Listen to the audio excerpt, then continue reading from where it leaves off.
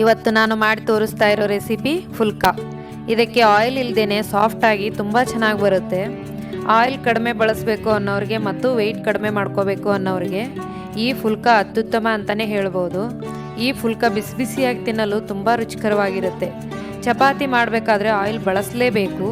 ಹಾಗಾಗಿ ಫುಲ್ಕಾ ಮಾಡುವ easy recipe ಇಲ್ಲಿದೆ, ನೋಡ್ಕೊಳ್ಳೋಣ. ಅದಕ್ಕೂ ಮುಂಚೆ ನಮಸ್ಕಾರ, ಪಾಕಶಾಸ್ತ್ರ ಚಾನಲ್ಗೆ ಸ್ವಾಗತ. ನಾನು ಸುರೇಖಾ ತಳವಾರ್. ನಮ್ಮ ಚಾನಲ್ಗೆ ಸಬ್ಸ್ಕ್ರೈಬ್ ಮಾಡಿಲ್ಲ ಅಂದರೆ ದಯವಿಟ್ಟು ಸಬ್ಸ್ಕ್ರೈಬ್ ಮಾಡಿ, ಹಾಗೆ ಪಕ್ಕದಲ್ಲಿರೋ ಬೆಲ್ಲೈಕನ್ ಪ್ರೆಸ್ ಮಾಡಿ. ಬೆಲ್ಲೈಕನ್ ಪ್ರೆಸ್ ಮಾಡೋದ್ರಿಂದ ನಮ್ಮ ಹೊಸ ವಿಡಿಯೋ ನೋಟಿಫಿಕೇಷನ್ ನಿಮಗೆ ಬರುತ್ತೆ. ಫುಲ್ಕಾ ಮಾಡೋ ವಿಧಾನ ನೋಡ್ಕೊಳ್ಳೋಣ. ನಾನು ಹಿಟ್ಟನ್ನ ಕಲಸಿಟ್ಟು 2 ಗಂಟೆ ಆಯಿತು. ಹಿಟ್ಟು ನೆನೆದಷ್ಟು ಫುಲ್ಕಾ ಚೆನ್ನಾಗಿ ಬರುತ್ತೆ. ಹಾಗಾಗಿ ನಾನು ಕಲಿಸ್ಬಿಟ್ಟಿಟ್ಟಿದ್ದೀನಿ. ನಾವು ಚಪಾತಿಗೆ ಯಾವ ಥರ ಹಿಟ್ಟು ಕಲಿಸ್ಕೊತೀವೋ ಅದೇ ಥರ ಹಿಟ್ಟು ಕಲಿಸ್ಕೋಬೇಕು. ಅದಕ್ಕೆ ಸ್ವಲ್ಪ ಚಿಕ್ಕ ಚಿಕ್ಕ ಉಂಡೆ ಮಾಡ್ಕೊಂಡು ನಾನು ಈ ಥರ ಲಟ್ಸ್ತಾ ಇದ್ದೀನಿ ನೋಡಿ. ಇದನ್ನು ಒಂಚೂರು ಎಣ್ಣೆ ಹಚ್ತಾ ಇಲ್ಲ, ಆದರೂ ಎಷ್ಟು ಸಾಫ್ಟಾಗಿ ಬರುತ್ತಂದರೆ ನಾವು ಚಪಾತಿ ಮಾಡಬೇಕಾದ್ರೆ ಎಣ್ಣೆ ಹಚ್ಚಲೇಬೇಕು.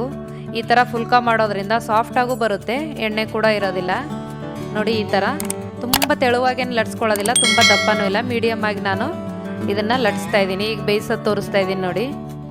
ಈ ತವೆ ಇಟ್ಕೋಬೇಕು. ತವೆ ಮೇಲೆ ಸಣ್ಣ ಉರಿಯಲ್ಲಿ ಇಟ್ಕೊಂಡು ಬೇಯಿಸ್ಕೋಬೇಕಾಗತ್ತೆ ನೋಡಿ. ತುಂಬ ಮುಂಚೆನೇ ಸೀದೋಗ್ಬಿಟ್ರೆ ನಾವು ಉರಿಯಲ್ಲಿ ಹಿಡಿದ್ರೆ ಇನ್ನೊಟ್ಟು ಸೀದೋಗ್ಬಿಡುತ್ತೆ. ಹಾಗಾಗಿ ಸ್ವಲ್ಪ ಕಡಿಮೆ ಉರಿಯಲ್ಲಿ ಜಸ್ಟ್ ಸ್ವಲ್ಪ 1 ನಿಮಿಷ ನಾವು ಬೇಯಿಸ್ಕೊಂಡ್ರೆ ಸಾಕು ನೋಡಿ. ಈ ಥರ ಉರಿ ಮೇಲೆ ಇಟ್ಟಿದ ತಕ್ಷಣ, ನಾವು ಡೈರೆಕ್ಟಾಗಿ ಸ್ಟವ್ ಮೇಲೆ ಇಟ್ಟಿದ ತಕ್ಷಣ ಈ ಥರ ಉಪ್ಕೊಂಡು ಬಂದ್ಬಿಡುತ್ತೆ. ತಿನ್ನೋದಕ್ಕೆ ಟೇಸ್ಟ್ ಕೂಡ ತುಂಬಾ ಚೆನ್ನಾಗಿರುತ್ತೆ ಈ ಥರ ಸುಟ್ಬಿಟ್ಟು ಮಾಡೋದ್ರಿಂದ. ನೋಡಿ ಎಷ್ಟು ಚೆನ್ನಾಗಿ ಬರುತ್ತೆ. ಈ ಥರ ವೆಯ್ಟ್ ಕಡಿಮೆ ಮಾಡ್ಕೋಬೇಕು ಅನ್ನೋರಿಗೆ, ಎಣ್ಣೆ ಕಡಿಮೆ ತಿನ್ನಬೇಕು ಅನ್ನೋರಿಗೆ ಇದೊಂದು ಒಳ್ಳೆಯ ಉಪಾಯ ಅಂತಲೇ ಹೇಳ್ಬೋದು.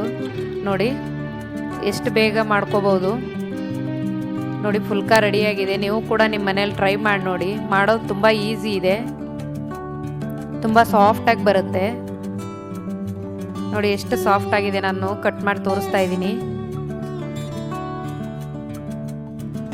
ನೋಡಿ. ಈ ಥರ ಬರುತ್ತೆ.